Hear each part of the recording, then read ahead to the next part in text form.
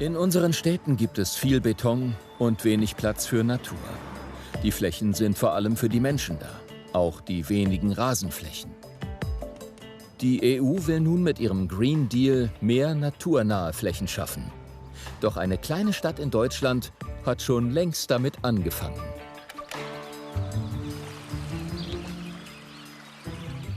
Die Kurstadt Bad Tölz in Bayern. Auf den ersten Blick sieht es hier aus wie in anderen Städten. Im Kurpark wird der Rasen einmal wöchentlich runtergeschnitten. Aber an einigen Ecken passiert etwas Ungewöhnliches. Hier werden Rasenflächen umgegraben, auch unscheinbare, wie zum Beispiel auf Verkehrsinseln. Die Bagger zerstören erst die Grasnarbe. Dann tragen sie eine 20 cm hohe Kiesschicht auf.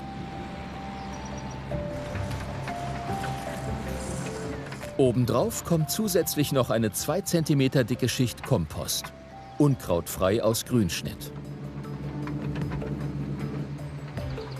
Was aussieht wie Verwüstung, soll mal ein Insektenparadies werden. Das konnten sich einige Bad Tölzer am Anfang nicht so recht vorstellen und waren skeptisch. Da waren schon ungläubige Gesichter mit einer Kiesfüllung, sollte doch irgendwann was blühen. Und da war einfach das Verständnis nicht da, wie eine Kiesfüllung von so einem Beet irgendwann zu einer Blühwiese werden kann. Landschaftsgärtnerin Franziska Bauer sucht die Pflanzen dafür aus. Sie weiß, welche Arten hier zurechtkommen. Heute hat sie Königskerze, Taubenskabiose und Bergminze dabei.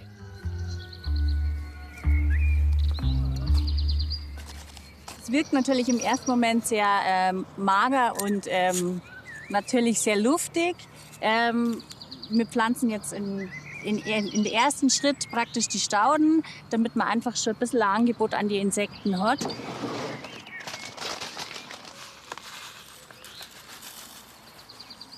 Was mir da einfach total wichtig ist dabei, ist, dass man einfach darauf schaut, dass man da ein heimisches, zertifiziertes Saatgut auch verwendet, das wo wirklich auch in der Region abgebaut worden ist oder gesammelt worden ist und dann da auch wieder verteilt wird. Das ist einfach ganz wichtig, dass man das, was eigentlich heimisch ist, erhält. Macht das wieder schön. Im Rathaus sucht sie, zusammen mit Betriebshofleiter und Bürgermeister, nach weiteren Flächen, die sie umgestalten können.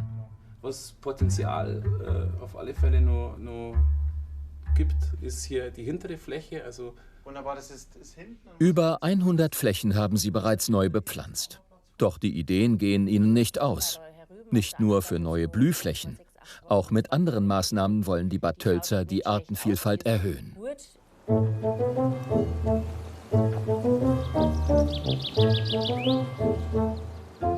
Sie setzen auch auf Schafe. Die erhöhen durch ihr Fressverhalten ebenfalls die Pflanzenvielfalt.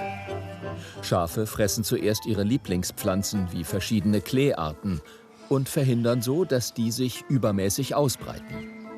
Außerdem sind sie nicht so gründlich wie ein Rasenmäher und lassen immer einige Pflanzen stehen.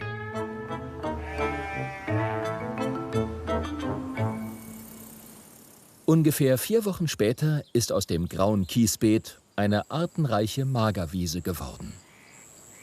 Mit Rotklee, Saatlein, wilder Möhre und Wiesenmargeriten.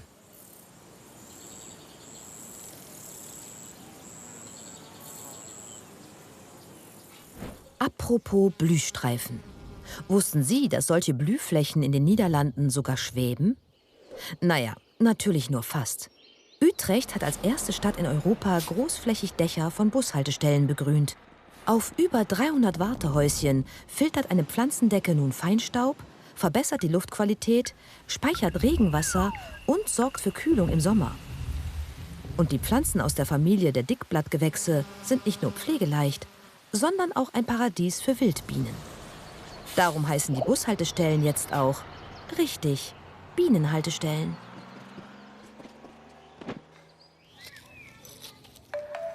Landschaftsgärtnerin Franziska Bauer muss regelmäßig Pflanzen rauszupfen, die andere Arten verdrängen würden. Aber grundsätzlich machen solche Blühflächen wenig Arbeit. Denn die Gärtnerin muss weder düngen noch nachpflanzen. Was dann da nach ein paar Wochen oder ein paar Monaten entsteht, das ist eigentlich jetzt mal wieder wie so ein kleines Wunder eigentlich, finde ich. In dem Bereich. Heute machen Schülerinnen und Schüler der Marie-Louise-Jahn-Förderschule einen Ausflug in den Bürgergarten. Sie zählen die Wildbienen auf den neu angelegten Flächen. Brennnessel. Aber wenn du die Brennnessel richtig anlangst, dann tut die dir auch nicht. Dass solche Blühflächen besonders viele Insekten anlocken, leuchtet den Schülern ein. Es ist aber auch wissenschaftlich erwiesen.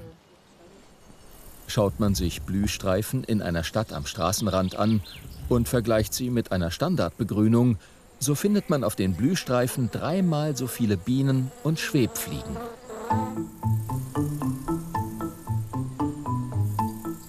In Zukunft soll es in Bad Tölz alle 500 Meter eine Blühfläche geben. Eine wirkungsvolle Maßnahme gegen das Insektensterben.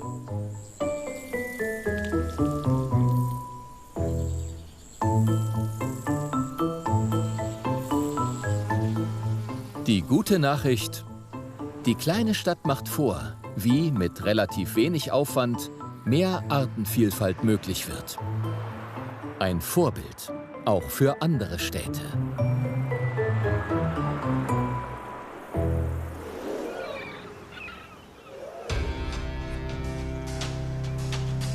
Europaweit sind Gebäude für ca. 36% der Treibhausgasemissionen verantwortlich. Um das Klimaschutzziel der EU zu erreichen, müsste man allein in Deutschland 3/4 aller Gebäude sanieren. Aber Sanierungen sind langwierig, teuer und oft nicht nachhaltig. Styropor zum Beispiel wird aus Erdöl hergestellt. Und Mineralwolle wird später zu Sondermüll. Dass es auch nachhaltiger und schneller geht, zeigen Beispiele aus Deutschland.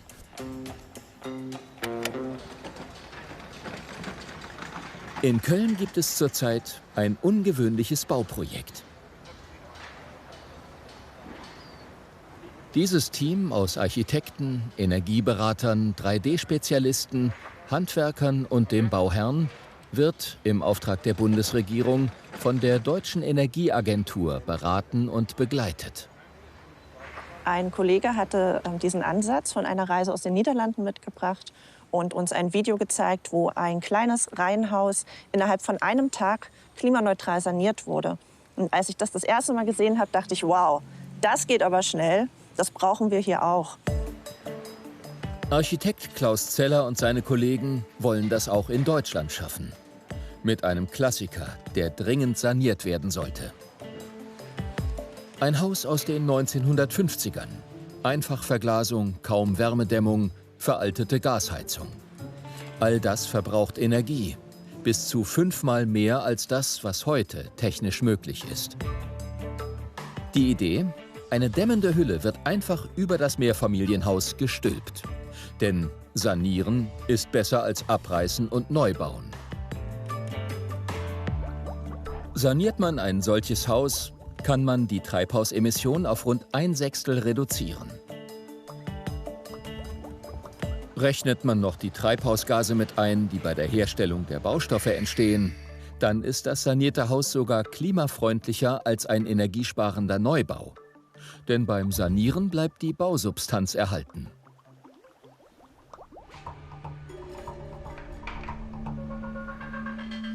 Das Team arbeitet nach der Methode des seriellen Sanierens.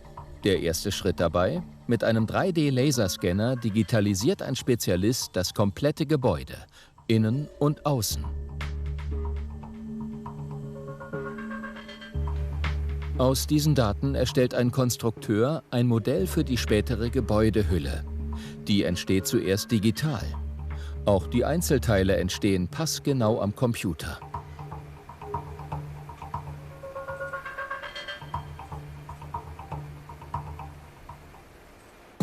Danach kommen die Pläne in eine Holzbaufirma, wie diese in Neuruppin. Das Holz wird computergesteuert zugeschnitten.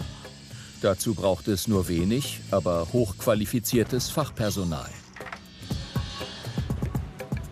Mit Hilfe von Hightech können die Fachkräfte hier viel effizienter arbeiten, als wenn sie von Baustelle zu Baustelle fahren müssten.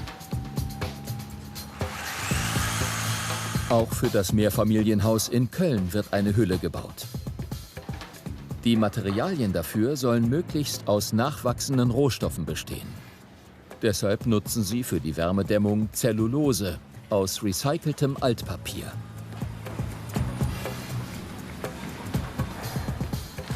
Aber das Team geht auch einen Kompromiss ein. Um Brandschutzauflagen einfacher erfüllen zu können, wird etwas Mineralwolle eingebaut. Hier oben sieht man, wenn ich das ein bisschen zur Seite nehme, die Mineralwolle noch, die, sagen wir mal, unter Nachhaltigkeitsgesichtspunkten nicht so unser Lieblingsprodukt ist. Wir haben das oben und unten einen schmalen Riegel. Damit kommen wir klar, damit wir dieses Gebäude auch brandschutztechnisch im Griff haben. Mineralwolle ist problematisch, weil sie als Sondermüll entsorgt werden muss. Man kann auf sie verzichten, aber das ist derzeit noch aufwendig. Nachhaltige Baustoffe sind nicht das einzige Ziel. Zeller und sein Team arbeiten auch mit Energieberatern zusammen. Am Ende soll das Gebäude so viel Energie erzeugen, wie die Mieter verbrauchen, ohne fossile Brennstoffe. Deshalb werden bei jedem Projekt Wärmepumpen installiert und Photovoltaikmodule auf dem Dach montiert.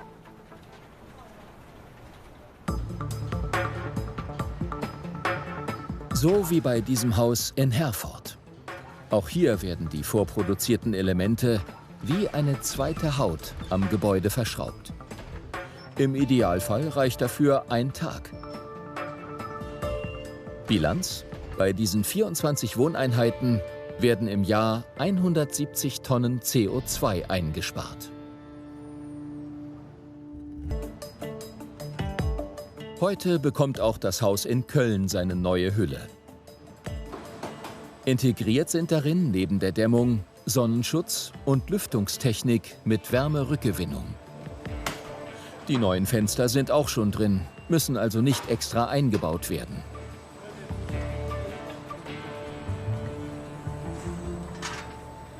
Insgesamt dauert die Sanierung hier voraussichtlich ein halbes Jahr.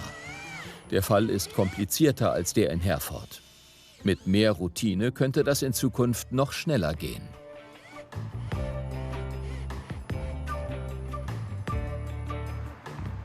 Melanie Brühl wohnt seit 13 Jahren in diesem Haus. Während der Sanierung kann sie dort bleiben, denn in der Wohnung dauern die Bauarbeiten nur 2 Wochen. Kaltmiete wird etwas erhöht, aber wir versprechen uns alle davon, dass Strom und Heizung ja in Zukunft weniger wird. Von daher hoffen wir natürlich alle, dass es sich einigermaßen ausgleicht. Serielle Sanierung lohnt sich besonders, wenn viele Häuser der gleichen Bauart modernisiert werden. Allein in Deutschland könnte man auf diese Weise bis zu 6,5 Millionen Wohnungen pro Jahr sanieren. Die gute Nachricht: Serielles Sanieren gibt es nicht nur in Deutschland, sondern auch in anderen Ländern.